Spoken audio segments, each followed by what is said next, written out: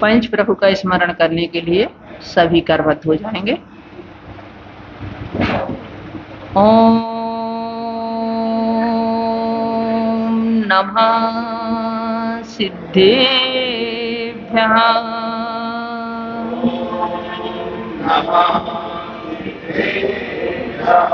नमो अरिहन्ताणम्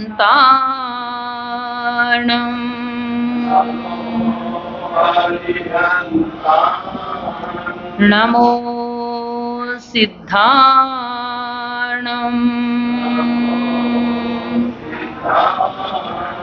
नमो आयर्याणम्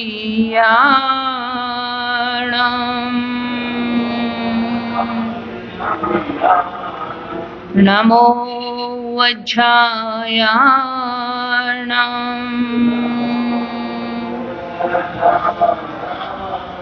नमो लोये सब्बसाहूणम्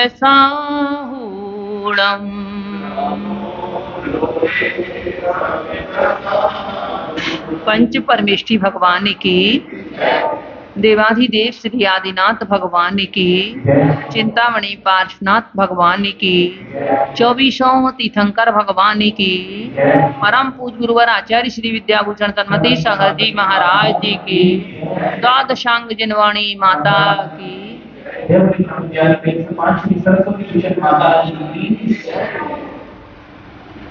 धर्म स्नेही बंधु, मेरी करुण कहानी के माध्यम से हम सभी ने जो हमारे अनुभूत हैं और जिनका अनुभव करके हम आ चुके हैं, और जब तक संसार है तब तक उनके सुखों का दुखों का अनुभव हम करते रहेंगे। ऐसे चारों गतियों के दुखों का वर्णन हम समझ रहे हैं, जिनमें से 3 गतियों का वर्णन तो हमने पूर्णतः समझ लिया है। अब चतुर्थ देव गति, जिसको सुख की खानी माना जाता है, क्योंकि वैश्विक सुखों की प्राबलता वहाँ है, तो उसके लिए सुखों की खानी कह करके आचार्य ने कहा। और जो जीव मात्र वैश्विक सुखों में उलझ न रहने चाहते हैं, वो उस देव गति को बहुत अच्छा भी मानते हैं, किंतु वहाँ वैश्विक सुखों में उलझने के बाद में भी संयम की का आराधना नहीं है, संयम की साधना नहीं है। आराधना तो वहाँ वो भी कर सकते हैं, संयम की साधना परंतु नहीं कर सकते। देखो विचित्रता गतियों की, कि क्षुधा भी दुख है, इसलिए क्षुधा का भी दुख वहां नहीं है। प्यास भी दुख है, तो वो भी दुख वहां नहीं है, परंतु उन्हें कुछ खाना पीना नहीं है, सोना नहीं है, कुछ नहीं करना है, कुछ काम नहीं करना, व्यापार धंधे नहीं करना, पर इसके बाद भी उन्हें संयम नहीं है। जिस समय उनके कंठ में से अमृत झरना है, वो झरना ही है, उस पर वो कंट्रोल नहीं कर सकते। जिस तरह की उनकी देवांगनाओं की सुख की व्यवस्था है, उनकी वहां वही है, वो उसको वहां छोड़ नहीं सकते। कोई स्पर्श मात्र से, कोई रस माने देखने मात्र से, कोई स्मरण मात्र से मन में, इस तरह से अनेकों प्रकार की व्यवस्था है, परंतु जिसके देव की जो व्यवस्था है जहाँ के स्वर्गों तक, वो उतनी उसे मिलेगी, उसमें वो कमी बेसी नहीं कर पाते। वो नियम पूर्वक संकल्प पूर्वक उसे ग्रहण नहीं कर पाते, संकल्प पूर्वक किसी वस्तु का त्याग नहीं कर पाते, संकल्प पूर्वक किसी का ग्रहण नहीं कर पाते। जो जितना उनके लिए मिलना है, प्राप्त होना है, वह उतना उनके लिए मिलता है, और वह उसका उपभोग करते हैं अपने पुण्य पाप के उदय के अनुसार। फिर भी देखो, यानी जीवन भर कभी एक अन्न का दाना उन्हें खाना नहीं है, जल की एक बूंद उन्हें पीना नहीं है। फिर भी हम तो यहाँ, अगर हम ऐसी शक्ति अभी यहाँ उदारिक शरीर में आ जाए तो पूरे समय के उपवास कर ले, फिर तो कौन इस झंझट में पड़े। हाँ, क्यों साधुओं के लिए मुद्रा लेकर के जाना पड़े, श्रावक की पराधीनता इतनी स्वीकार करना पड़े? कुछ नहीं करना पड़ेगा, स्वाभाविक शरीर में इसमें वो क्षमता आ जाए तो, जो वहां क्षमता उनमें है, किंतु नहीं हो सकता, असंयम है। नरकों में कष्टों के कारण असंयम है और यहाँ स्वर्गों में सुखों के कारण असंयम है और भोग भूमि में भी सुखों के कारण असंयम है। परंतु जिन जीवों में परिणामों की भद्रता होती है, भोग भूमि के जीवों में तो कषाय मंद होती ही होती है, तो वह भोग भूमि के जीव दूसरे स्वर्ग तक ही जाते हैं और कहीं नहीं जाते। उनकी एक ही गति है भोग भूमि के जीवों की, स्वर्ग जाना। हाँ, वो अलग है कि जो मिथ्या दृष्टि होते हैं वो भवनवासी व्यंतर आदि में जन्म लेते हैं और जो सम्यक दृष्टि होते हैं वो वैमानिक देवों में उत्पन्न दूसरे स्वर्ग तक हो सकते हैं। नरकों में संकलेशता की महत्ता है और स्वर्गों में भी मंद कसाय है, पर फिर भी आपस में एक दूसरे के प्रति ईर्ष्या जलन आदि ये जरूर है। वहां एक दूसरे देवों के वैभवों को देख करके ईर्ष्या होती है, मन ही मन में वह कुड़ते रहते हैं देख करके, अपने मन में अपने वैभव की कमी देख करके वह अपनी शक्ति की, अपनी बल की, अपने यश की, इसकी कमी देख करके वह अपने ही मन में दुखी होते रहते हैं। तो ये सब दुख तो वहां है, मानसिक दुख, पर जैसे जैसे ऊपर की ओर बढ़ते चले जाते हैं उनकी वो मानसिक वेदना भी कम होती चली जाती है और इतनी कम होती है कि जब यह जीव 16वें स्वर्ग से ऊपर पहुंच जाता है तो वहां तो सभी जीव जितने भी देव हैं सब समान होते हैं। जितने भी जिस स्वर्ग के, जिस ग्रैवियक के, जिस अनुदिश के, जिस अनुत्तर के जो देव हैं उनकी सबकी समान स्थिति होती है। वहां किसी प्रकार का कोई, जो स्वर्गों में एक कैटेगरी थी देवों की, वह कैटेगरी नहीं रहती है कि कोई देव वाहन जाति के हैं तो कोई ये हैं कोई वो हैं, क्योंकि ऊपर के देवों में आने जाने का भी विकल्प नहीं होता। गमना गमन का 16वें स्वर्ग के ऊपर के देव विकल्प नहीं करते हैं, अपने ही भवनों में तत्व चर्चा में लीन रहते हैं। तो अब हम यहाँ उन्हीं देवगति में से जो भवनत्रय के दुखों को पहले समझ रहे हैं। भवनत्रय के दुखों में हमारा सबसे पहले व्यंतर देवों का, जिनकी बाहुल्यता भी है, उन्हीं के बारे में अभी हम समझेंगे। कभी अशुभ से बना व्यंतर को तूहल में सुख पाया, मेरे दोषी भोले जीवों को नाहक मैंने तड़पाया। कभी यदि मैं अशुभ युग में व्यंतर पर्याय में चला गया, ये वैसे देव दुर्गति मानी जाती है, देवगति तो है परंतु देवों में जाकर समझो जैसे दुर्गति मानी कही गई, इसके लिए शास्त्रों में शब्द दिया है देव दुर्गति न। तो अशुभ में यदि व्यंतर बना तो मैंने कोतूहल, इनका कोतूहल स्वभाव होता है तो दूसरे के को दुख दे करके भी अच्छा मानते हैं। दूसरा परेशान होता है अगर तो ये इन्हें अच्छा लगता है।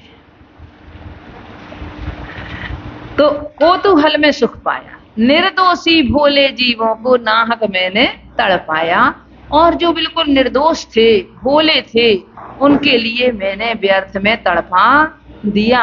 क्यों?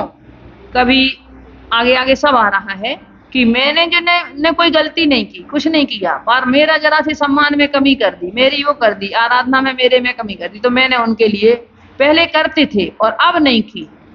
जो इनका व्यंतर देवों का जैसे कार्य सही देखा जाए तो जैसे कहते ना, पुलिस वालों से ना दोस्ती ना दुश्मनी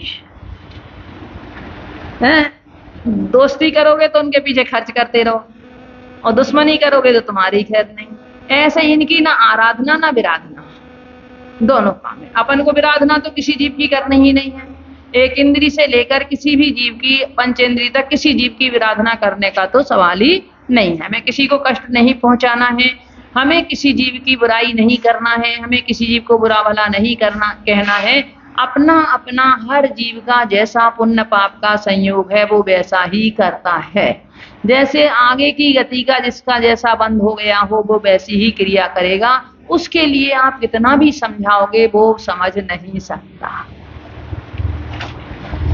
तो ऐसे में ये व्यंतर जाति की जो देव है, इनमें स्वभावतः इनकी ऐसी प्रक्रिया होती है कि वह कौतूहल करते हैं, अर्थात किसी को हंसाना, किसी को रुलाना इत्यादि इस तरह की क्रियाएं वो करते रहते हैं।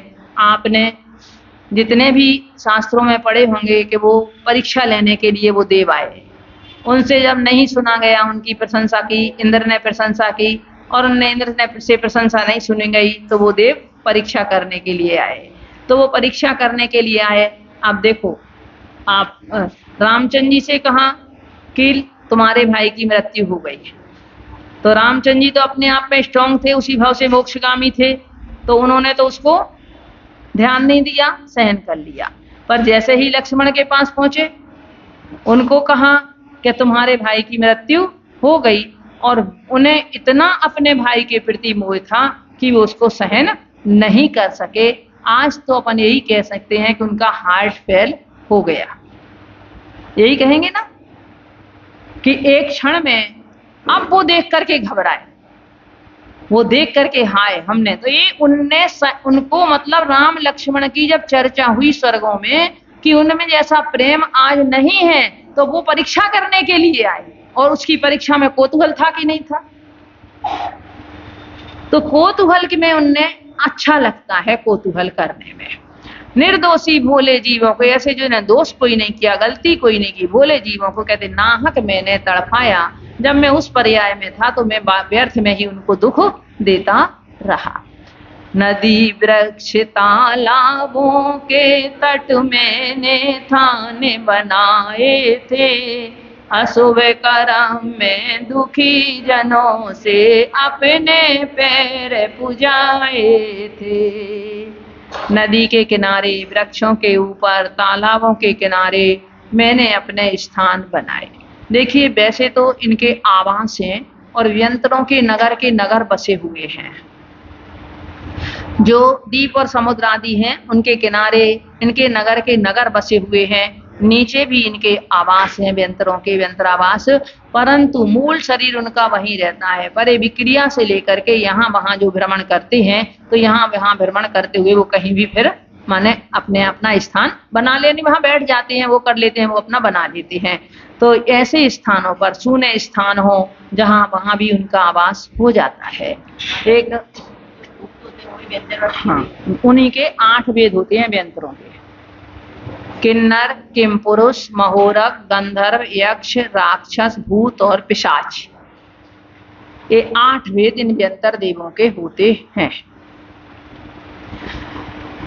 अशुभ कर्म में दुखी जनों से अपने पैर पुजाए थे। अब लोगों का अशुभ कर्म का उदय आया, उनकी परेशानियां आई, और मैं तो वहां बन के बैठ गया तो लोग मुझे पूजने लगे, पूजा करने लगे। एक पत्थर ही रख लिया, मान लो किसी ने लेकर के, उसी पत्थर के स्थान पे किसी व्यंतर ने अपना आवास बना लिया, उनने लेकर के अपना वो करना शुरू कर दिया, उनके नाम से उनका करके और उनके लोगों के लिए। तो कह रहे अशुभ कर्म में दुखी जनों से अपने पैर पुजाए थे। फिर मैंने लोगों से अपने पैर पुजवाए, मैंने अच्छा लगा, मेरे लिए तो खुशी हुई जब मेरे लोग पैर पूजने लगे। तो जब विद्युत चोर थे और जब उन्होंने दीक्षा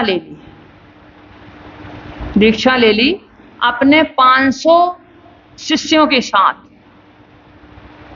और जब उनका संघ भ्रमण कर रहा था मंदारगिरी के पास जंगल में, जब उनका संघ परिभ्रमण करते हुए आया, तो उस दिन जहां उनने शाम हो गई वहां ठहरना था, तो वहां क्या था, वहां व्यंतरों का कोई कार्यक्रम होना था, व्यंतर देवों का।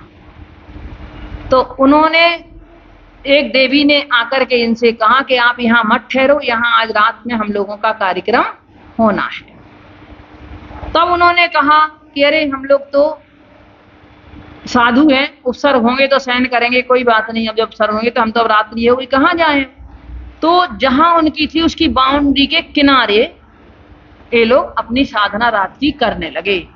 तो उन व्यंतरों ने जब उनकी बात नहीं मानी तो इतना उपसर्ग किया उनके ऊपर, इतना उपसर्ग किया उनमें से जो विद्युच्चर जो थे उनके मतलब नायक थे चोरों साधुओं में कमजोर, उनके पहले भी नायक थे अब भी उनके नायक थे।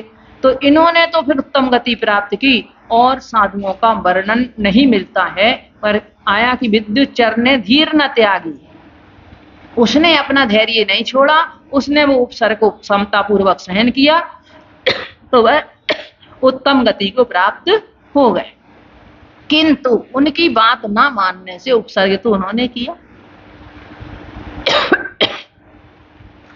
गलती अगर किसी से किंचित कमी हुई सम्मानों में, पूजा ख्याति का लोभी में किया है रानी में। अगर किसी से मेरे सम्मान में जरा सी कमी हो रह गई, कोई गलती रह गई, आप लोग क्या करते हो? देखो, जब आपके यहाँ कोई कार्यक्रम होता है, शादी विवाह वगैरह कुछ भी कार्यक्रम हो, त्योहार हो, कुछ भी हो, तो हम अरे यहाँ सभी के यहाँ एक परंपरा है कि जो पहला जो उसमें से निकाला जाता है उसके लिए अलग रख देती है ना। तो अब उद्देश्य अलग अलग है। आप लोग रखते होंगे किसके, कि हमारे बुजुर्गों के नाम से, पूर्वजों के नाम से। नहीं, हम उस चीज को दान के नाम से नमोकार मंत्र पैर करके कि हमें अपने भोजन जो हमें बनाना है उस भोजन में से हमारे लिए सबसे पहला हिस्सा दान का निकालना है। सबसे पहले हमें दान का हिस्सा निकालना है। तो आप दान के नाम से निकालोगे वो आपका मिथ्यात्व नहीं होगा, किंतु आप यदि अपने पूर्वजों के नाम से निकालोगे तो वो आपका क्या होगा? क्योंकि वो पूर्वज कौन सी गति में गए हैं आपको पता है? अगर वो देव पर्याय में भी गए हैं तो गंध तो ले सकते हैं, उनकी खा तो सकते नहीं है, वो भी उन्हें खाना तो है। पर हम लोग कहाँ अपनी उसी क्रिया के माध्यम से हम सम्यक दर्शन, पूरी क्रिया हो सकती है और वही क्रिया हमारी मिथ्यात्व की क्रिया भी हो सकती है। भोजन के समय भी कहा कि अपना पहला ग्रास कम से कम अपने जो अपनी थाली में हम भोजन कर रहे हैं उसका पहला ग्रास हमारे लिए निकाल देना चाहिए। वो चाहे आप किसी चिड़िया को डाल दो, कुछ डाल दो, आप भोजन बनाते हो, आपको कहा पहली रोटी आप निकाल दो, दान के लिए निकाल दो। पहले के लोग तो पहली और पिछली इससे नहीं खाते थे कि आपकी बुद्धि पिछली हो जाएगी, पीछे हो जाएगी, किंतु उसमें भी दान का उद्देश्य हो, गाय के लिए, किस लिए, तो ऐसे हम निकालना वो एक दान का उद्देश्य होगा। तो आपकी दया की, दान की भावना होगी, वहां मिथ्यात्व नहीं होगा। परंतु आप छिटकी सी जैसे कोई लगाते हैं, वो लगाते हैं किनके लिए कि कोई यदि दे वो संतुष्ट हो जाए, उनके हिसाब से करते हैं, तो वो आगम की दृष्टि से क्या हो जाता है? मिथ्यात्व में आ जाता है। काम वो ही करना है, किंतु उद्देश्य, अभिप्राय हमारा क्या है? तो अगर मान लो किसी से कोई वहां फिर गलती हो जाती है, तो जिस दिन मान लो आप क्या करोगे, अगर मान लो कभी आपने नहीं किया और जरा सा किसी का सिर दर्द भी हो गया तो क्या कहेंगे? ये नहीं किया, इस कारण से ऐसा हो गया। तो हो भी ना भी हो, क्योंकि अगर कोई आपको कहीं दुख भी अगर मान लो दे सकता है, कोई आपके लिए उपसर्ग भी कर सकता है, तो वह जीव अगर देव पर्याय में होगा उसे ही तो मालूम होगा कि ये हमारे संबंधी थे। अगर नरक चला गया तो मालूम नहीं है, मनुष्य में चला गया तो मालूम नहीं है, त्रियंश में चला गया तो उसे मालूम नहीं है, पर हमें क्या पता है कि वो कहाँ गया है।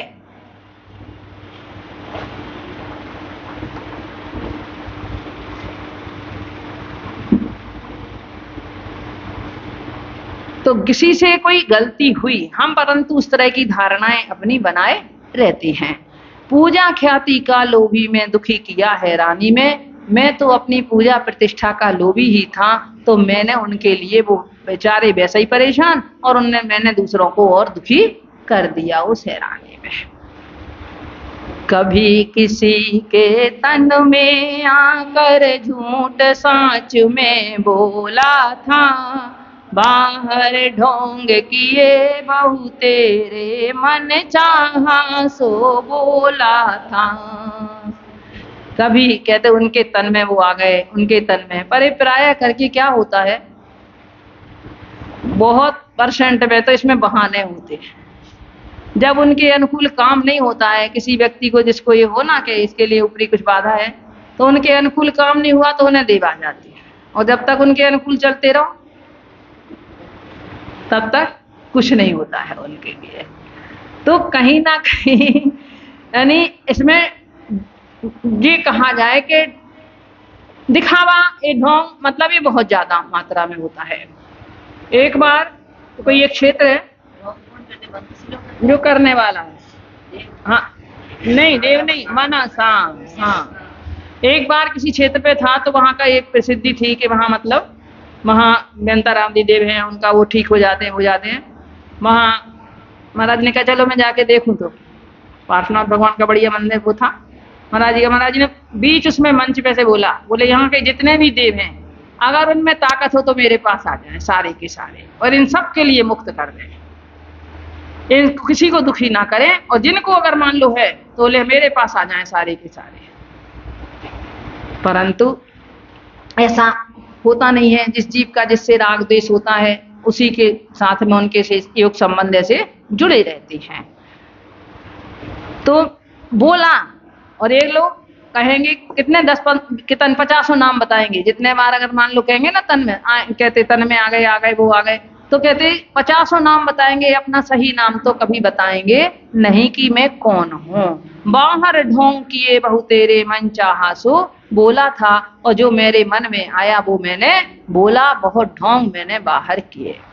कभी कभी तो शुभ कार्यों में जाकर विघ्न मचाए थे, कभी राग बस सुंदर जन को नित नए नाच नचाए थे। कभी कभी तो शुभ कार्यों में भी मैंने विघ्न मचा दिया। शुभ कार्य होते हैं, धार्मिक कार्य होते हैं, प्रतिष्ठा आदि के कार्य हों, विधान आदि कार्य हों, इनमें भी अगर उनका विधि पूर्वक यदि उनका आह्वान आदि नहीं किया जाता है तो वे महावीर जाकर के विघ्न उपद्रव मचा देते हैं। और कभी किसी राग के बस होकर के कोई देखने में सुंदर है वैसे है, तो उसके लिए भी मैंने अनेकों प्रकार से परेशान किया। मित्र शत्रुता होने पर भी मैंने रंग दिखाए थे, ना जाने कितने घर मैंने अपने हाथ मिटाए थे। यदि मित्र है तो मित्रों के लिए अपने प्रथमानुग के ग्रंथों में पढ़ा हुआ है, वो देव उपस्थित हुए और उन देव ने लेकर उनके लिए उनकी सहायता की। हाँ, और वो पूरी सेना की सेना बना करके आ गए लड़ने के लिए, युद्ध करने के लिए। अपने भी किसी के प्रति उन्हें राग है, अनुराग है तो, और किसी के लिए दूसरे को मारने के लिए भी आ गए। और इनमें शक्ति भी है, माने अनेकों जीवों को एक साथ मारने की, जिलाने की अपनी अपनी जैसी जैसी उनकी सामर्थ्य होती है, जैसे जैसे ऊंची कैटेगरी होती है उनकी सामर्थ्य बढ़ती चली जाती है। आयु के हिसाब से इसका तिलोय पन्नति में आया है कि एक व्यंतर की आयु जो सबसे कम हीन शक्ति वाला है, कम से कम उसमें 100 मनुष्यों को भी पालन करने की और 100 मनुष्यों के लिए विनष्ट करने की सामर्थ्य उसमें होती है। अंत में इतनी शक्ति आ जाती, इतनी शक्ति है देवों की कि अपनी एक उंगली पर विश्व को भी पलटने की सामर्थ्य उनकी है। पर जो देव इतने प्रशस्त भद्र परिणामी होते हैं उनके अंदर ऐसी कसाय उत्पन्न नहीं होती है। जो अशुभ परिणामी होते हैं उनमें तो वह कसाय उत्पन्न होती है, परंतु शुभ परिणामी देवों में वो कसाय उत्पन्न नहीं होती। ऊपर ऊपर ऊपर जाने के बाद में उनकी कसाय की भी मंदता होती चली जाती है। तो मित्र शत्रुता होने पर भी मैंने अपने रंग दिखाए, इस तरह से ना जाने कितने घर मैंने अपने हाथ मिटाए थे। मैंने ऐसे बहुत सारे घर जिनने मुझसे विद्वेष किया वो किया, मेरी पूजा आराधना में वो करी, तो मैंने अपने हाथों उनको मिटा दिया। उनका अशुभ कर्म का उदय आया, इन जीव के भाव इस तरह के हुए, तो उसमें दोनों का इस तरह से निमित्त नैमित्तिक संबंध बन जाता है। कभी ज्योतिषी देव हुआ तो चक्कर खाए मेरू के, राहु केतु आदि नव ग्रह बन ढोंग बनाए गेरू के। कभी मैं ज्योतिषी देव हुआ, तो ये तो है ज्योतिषी देव तो हैं, उनके विमान हैं, उन विमानों में वे रहते हैं और हमेशा मेरू प्रदक्षिणा करते रहते हैं। दिन रात का विभाग उन्हीं के अनुसार होता है। वर्ष आदि का समय का विभाजन उन्हीं के अनुसार, व्यवहार काल का जो विभाजन है वो उन्हीं के अनुसार किया जाता है शास्त्रों में। तो राहु नवग्रह बना, तो मैंने अपने ढोंग बनाने के लिए लोगों ने लेकर के राहु केतु, तो गेरू से अपने लेकर के उस तरह के अपने को बना लिया। ए राहु गए फिर ए राहु केतु आदि बना करके और मैं ढोंग लोगों ने किए मेरे नाम से। और क्योंकि देखो ये ग्रह हैं, तो वैसे हिंदू ज्योतिष के अनुसार तो 9 ग्रह ही माने जाते हैं, परंतु जैन ज्योतिष के अनुसार तो 88 नक्षत्र है, 28 नक्षत्र, 88 ग्रह और असंख्यात तारे एक चंद्रमा के परिवार में है। उन्हें सूर्य का परिवार माना जाता है और उनका कहना है, विज्ञान भी उसी बात को मानता है कि चंद्रमा में अपना प्रकाश नहीं है, चंद्रमा तो सूर्य के प्रकाश से प्रकाशित होता है। किंतु ऐसा नहीं, चंद्रमा का अपना अलग है, सूर्य का अपना अलग है। सूर्य विमान अलग है, चंद्र विमान अलग है। दोनों के विमान अपने अपने हमेशा परिभ्रमण करते रहते हैं। चंद्रमा इंद्र है और सूर्य प्रतींद्र है। जैसे राष्ट्रपति उपराष्ट्रपति, ऐसे इंद्र और प्रतींद्र, तो वह प्रतींद्र है सूर्य। और उनके परिवार में ग्रह नक्षत्र तारे आदि सभी उनके आ जाते हैं। तो 88 ग्रह हैं जैन धर्म के अनुसार और 28 नक्षत्र हैं। तो जब शनि आदि ग्रह, ये ग्रह में वो देव या वो ग्रह कुछ नहीं करते। ये जो हम लोग कहते हैं वह उसकी कुंडली देख करके कि इसका ये ग्रह खराब, इसका ये ग्रह खराब, इसका ये ग्रह खराब, ये एक गणित है, गूढ़ विद्या है। तो जिस समय हमारा आपका किसी का जन्म हुआ, उस समय की ग्रह रचना कैसी थी, कौन सा ग्रह कहाँ पर था, उसको देख करके और वह कुंडली बनाई जाती है। उसको देखकर जब कुंडली का निर्माण किया और कुंडली बनाने के बाद में फिर उसका क्या कैलकुलेशन किया जाता है कि ये ग्रह इसका ऐसा है, इस पर इसकी दृष्टि पड़ रही है, तो इसका ये वाला समय कैसा निकलेगा।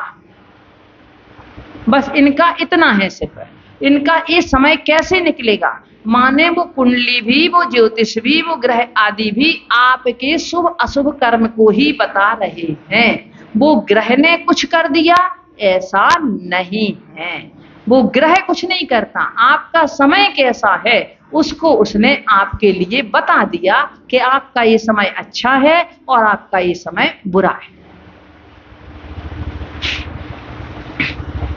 तो राहु केतु आदि बन करके ये जो ढोंग बनाए रहते हैं, शनिवार को आवे कर दो, वो कर दो, वो कर दो। एक बहुत ज्ञानी ज्योतिष ने कहा कि ये जो रत्न वगैरह पहनने के लिए कहा जाता है, कहना अगर आप उस रंग का अपने अंडर गारमेंट्स भी पहन लो तो वो भी आपको वो ही लाभ करेगा अगर आप वो रत्न नहीं पहनते। क्यों? आपके शरीर में उस कलर के, उस रंग की आवश्यकता है, बस और कुछ नहीं। आपके शरीर को उस कलर की आवश्यकता है। कलर थेरेपी भी होती है, आपने देखा है। तो ये भी वही कलर थेरेपी है। इसके नाम से माने व्यापार लोगों के ऐसे चल रहे हैं। एक जन बोले पंडित जी ने कहा 6.25 रत्ती का ये पहना दो इसके लिए, और बोले पंडित जी ने खुद उसके लिए नग दिया 6.25 रत्ती का। अब वो हमारे पास अंगूठी बनवाने आया तो बोले मैं तो पहले तौल लेता हूँ उसके लिए नग के कितना है। तो मैंने तौला तो 6.25 रत्ती का। बोले पंडित जी ने तो मुझे 6.25 रत्ती का कहा। हाँ, तो इस तरह से ये सब ढोंग चल रहा है। हाँ ठीक है, आपका कोई अच्छा कर्म का उदय हो, उस कलर का अगर आपके लिए मान लो संयोग मिल गया तो आपके लिए कुछ लगेगा अपने मन में कि मुझे उससे लाभ हो गया। और सबसे अच्छा है आप 24 पूजन यदि करते हो तो 24 तीर्थंकरों की याचना पूजन कर ली, उसे नवग्रह पीड़ित कर ही नहीं सकते।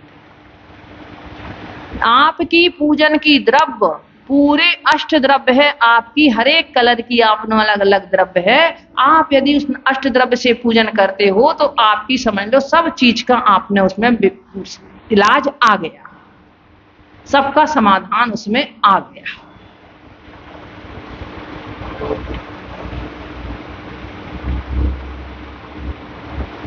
क्या करे, शनि आदि ग्रह बनने पर भी किंचित पर कुछ नहीं किया, स्वार्थ पूर्ण ज्योतिष पंडित ने नाहक जग बदनाम किया।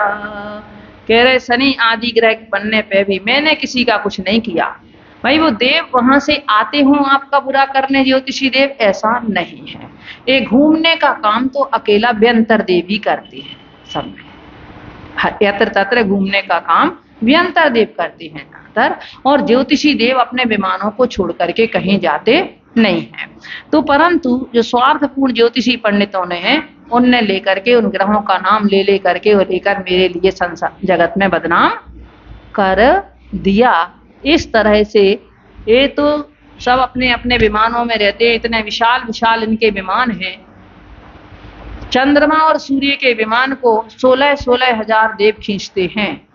सूर्य विमान इतना उष्ण आभा हमारे लिए मिलती है, परंतु जो विमान है वो उष्ण नहीं है। विमान अपने आप में गर्म नहीं है, विमान की किरणें गर्म है। उसे मणियोमय विमान है तो उस विमान की उस मणि की किरणें गर्म है।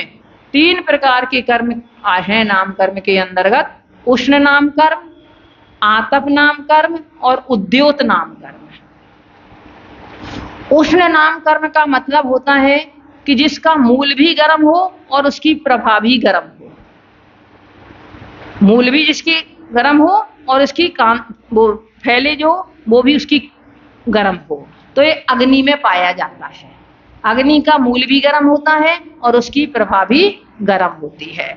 दूसरा उद्योत नाम कर्म है। उद्योत नाम कर्म का जिसका मूल भी ठंडा और जिसकी प्रभा भी ठंडी। तो चंद्र विमान अपने आप में शीतल है और चंद्रमा की आभा भी शीतल होती है। तीसरा है उद्योत नाम कर्म। तो उद्योत नाम कर्म का है कि जिसका मूल तो ठंडा हो पर उसकी प्रभा गर्म, मूल तो जिसका ठंडा हो और प्रभा उसकी गर्म हो। तो जैसे सूर्य विमान में होता है उद्योत नाम कर्म का उदय कि उसका मूल ठंडा होता है और प्रभा उसकी गर्म होती है। तिर्यंच जीवों में जुगनू में भी ये पाया जाता है। जुगनू जो चमकती है ना जुगनू, तो वो जुगनू में भी ये पाया जाता है। तो ये हर उनके अलग अलग हैं। ये विमानों में भी ये माणिक्यमय विमान है, मणिमय जो विमान है माणिक से रचित हुए, तो इनकी अपनी अपनी हैं। इनमें देवों का निवास है, एक एक विमान में हजारों देवों का निवास है। और